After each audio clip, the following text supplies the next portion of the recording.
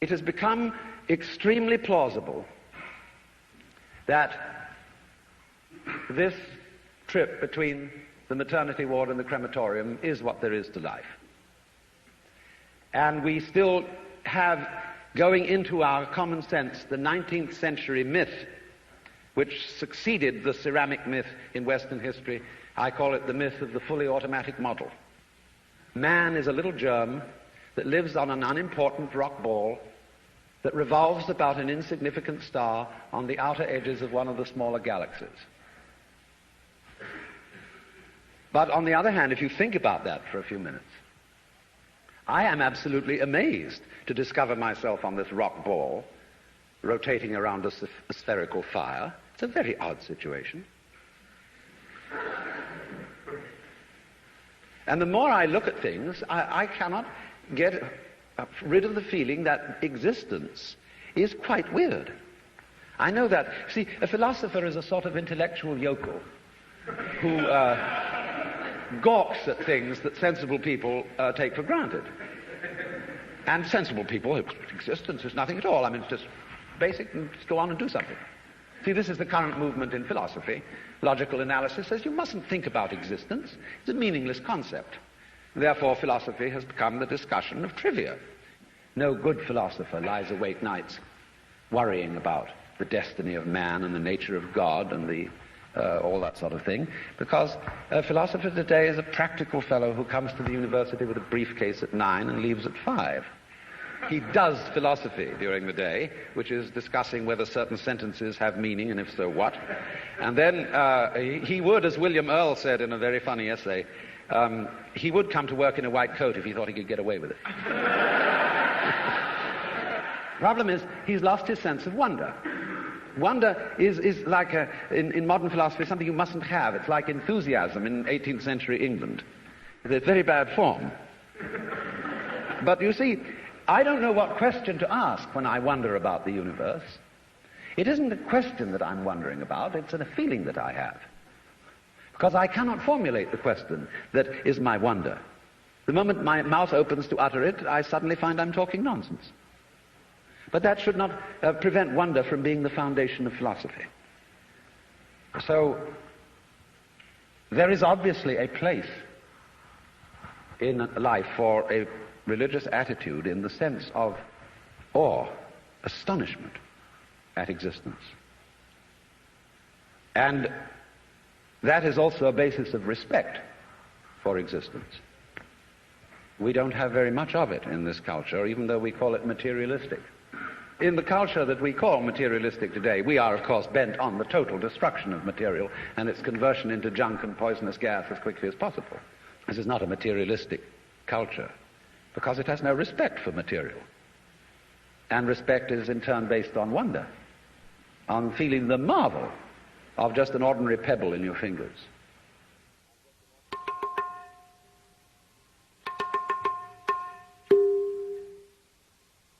Look,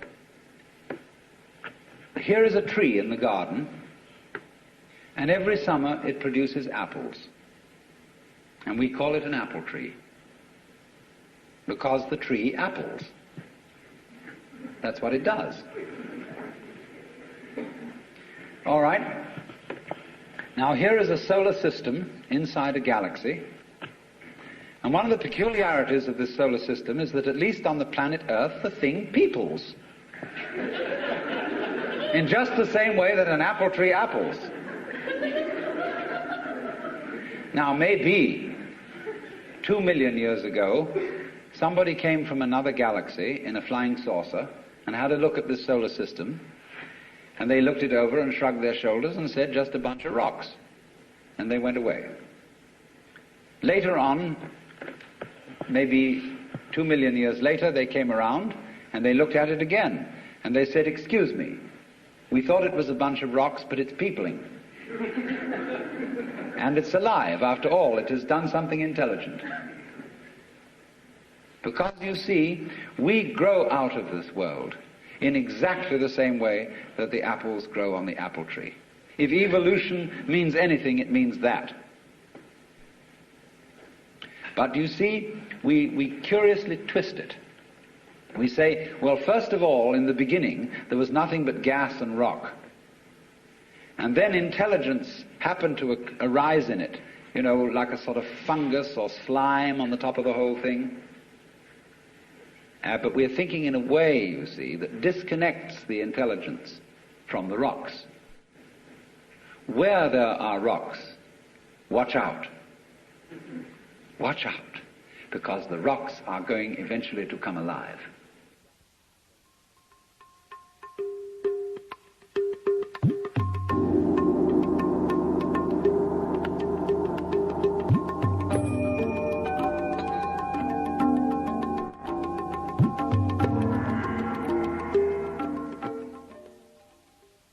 Theology has not, as a matter of fact, had a very distinguished record in promoting the study of other than the Christian religion. Because you see, if you know in the first place that you have the true religion, there really is no point in studying any other one, and you can very quickly find reasons for showing them to be inferior, because that was a foregone conclusion. They had to be. Because if, for example, you get into discussions as to whether Buddha was a more profound and spiritual character than Jesus Christ, you arrive at your decision on the basis of a scale of values which is, of course, Christian. And in this sense, the judge and the advocate are the same. Now, as you know, I'm not being very fair and very kind to modern theology. But there is this strange persistence of insisting that our group is the best group. And I feel that there is in this something peculiarly irreligious, and furthermore it exhibits a very strange lack of faith. Because I believe that there is a strong distinction between faith on the one hand and belief on the other. That belief is, as a matter of fact, quite contrary to faith. Because belief is really wishing. It's from the Anglo-Saxon root leaf, to wish.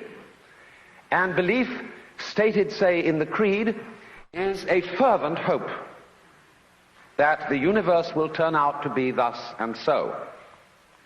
And in this sense, therefore, belief precludes the possibility of faith, because faith is openness to truth, to reality, whatever it may turn out to be. I want to know the truth. That is the attitude of faith. And therefore, to use ideas about the universe and about God as something to hang on to, in the spirit of Rock of Ages cleft for me, and there's something very rigid about a rock.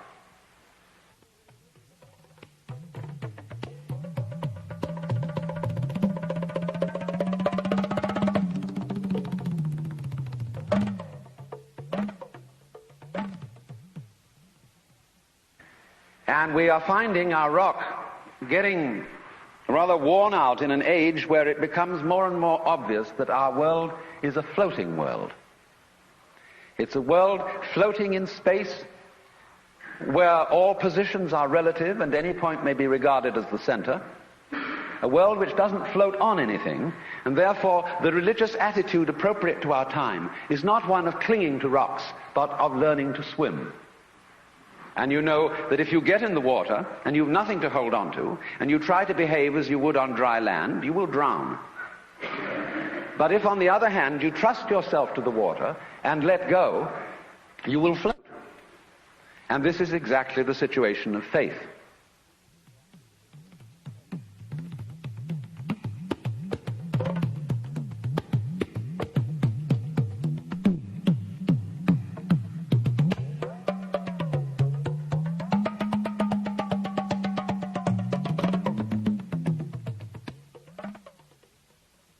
I had a friend who was studying Zen in Japan, and he got pretty desperate to produce the answer of who he really is. And on his way to an interview with the master to give an answer to the problem, he noticed a very common sight in Japan, a big bullfrog sitting around in the garden. And he swooped this bullfrog up in his hand and dropped it in the sleeve of his kimono. And then he went into the master And to give the answer of who he was, he suddenly produced the bullfrog. And the master said, too intellectual.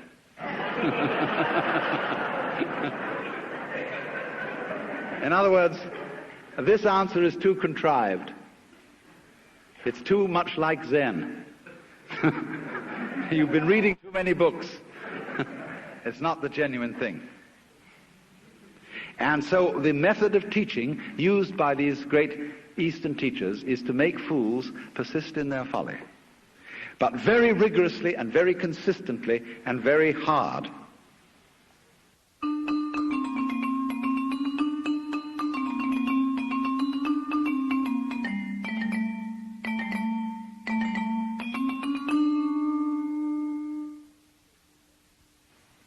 Now, if you go to a Zen teacher, he'll say,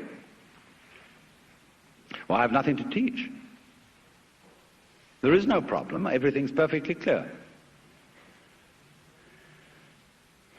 And you think that one over. And you say, he's probably being cagey.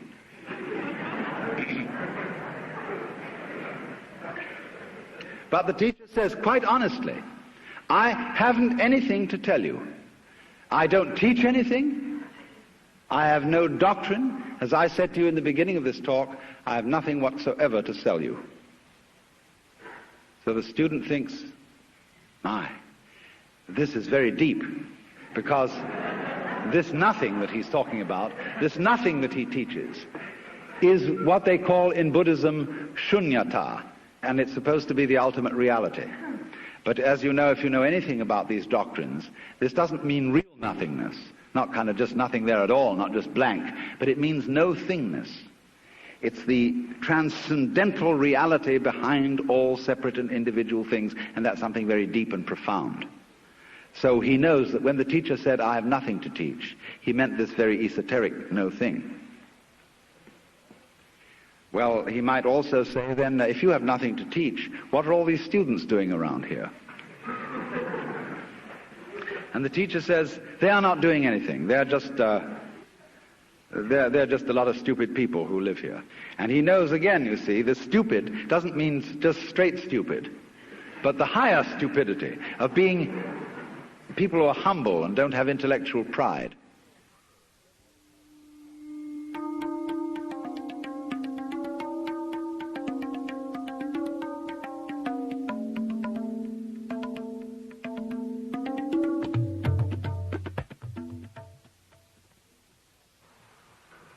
The Christian proverb is that man's extremity is God's opportunity. And so people, in other words, have to get desperate. Imagine the idea that the moment you were born, you were kicked off the edge of a precipice, and you were falling. As you fell, a great lump of rock came with you, and is traveling alongside you. And you're clinging to it for dear life. And thinking, gee, I've got to hold on to this, you see? Well, it doesn't do a thing for you. And it's only making you anxious. And it's only when you understand that it doesn't do a thing for you that you let go and relax. So everybody's in this situation. We're all completely insecure. We're all headed straight for death as if we had been condemned by a judge. And yet here we are all clinging on to things. And we have all sorts of alibis for doing this. We say, well, I have responsibilities for my dependents and I've got to cling on. But all you're doing is you're teaching your dependents to cling in the same way as you are. And making them miserable by learning to go on surviving compulsively.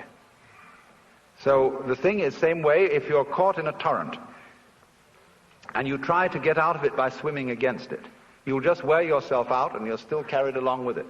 So the sensible thing to do is to turn around and swim with it. And if you want to get out of it, swim towards the edge. But go with it. Same way when you're sailing. Always keep the wind in your sails. If you want to go against the wind, tack. But use the wind. So it's this way, you know. We're all in this great stream of change, which we call life. We are the stream. If you imagine you're separate from it and you're being carried along by it as if you were a cork, that's a delusion. You're a wave of the stream itself. So get with it.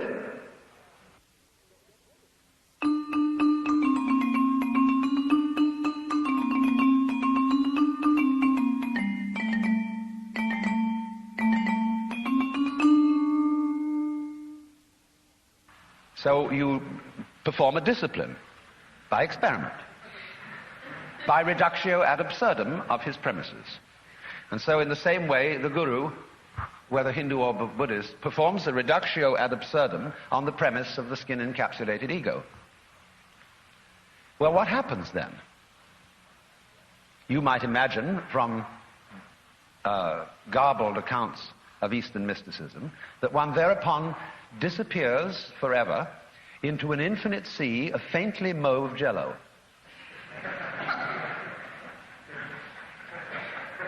And become so lost to the world and entranced that you forget your name, address, telephone number, and function in life. And nothing of the kind happens. The state of mystical illumination, although it may, in its sudden onset, be accompanied by a sensation of tremendous luminescence and transparency, as you get used to it, it's just like everyday life. Here are the things that you formerly thought were separate individuals, and here is you, who you formerly thought was merely confronting these other people. When the great Dr. D.T. Suzuki was asked, what is it like to be enlightened, he said, it's just like ordinary everyday experience, except about 2 inches off the ground. Because what is altered is not the way your senses perceive. What is altered is what you think about it. Your definitions of what you see. Your evaluation of it. So when you don't cling to it, when you have no longer a hostile attitude to the world because you know the world is you, it is. I mean, let's take it from the point of view of biology. If I describe the behavior of a living organism, I cannot possibly describe that behavior without simultaneously describing the behavior of the environment. So that I discover that I don't describe organisms in environments, I describe a unified field of behavior called an organism environment. It's an awkward word, but there it is. The environment doesn't push the organism around. The organism doesn't push the environment around. They are two aspects or poles of the same process.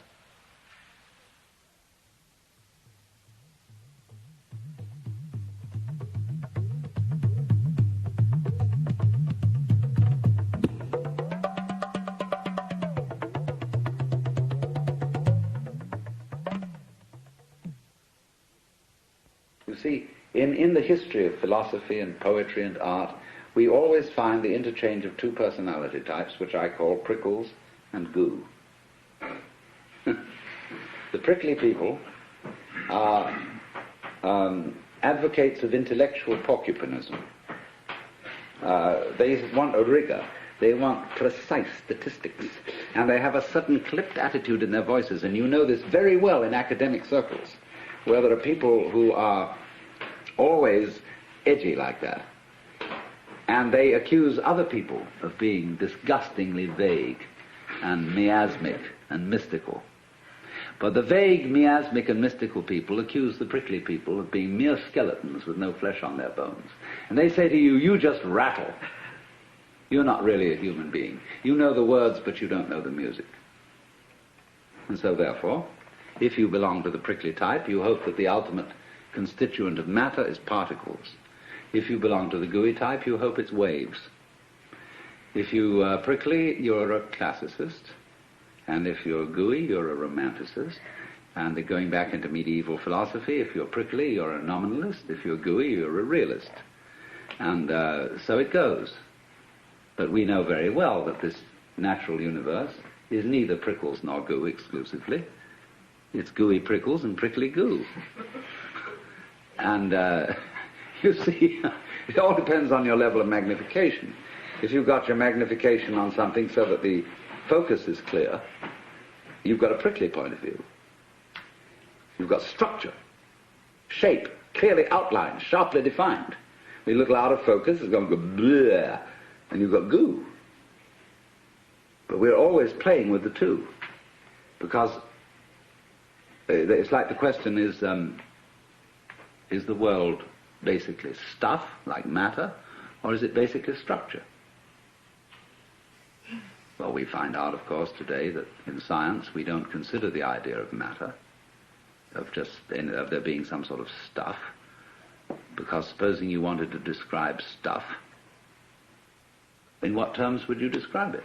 You always have to describe it in terms of structure, something countable, something that can be designated as a pattern. So we never get to any basic stuff.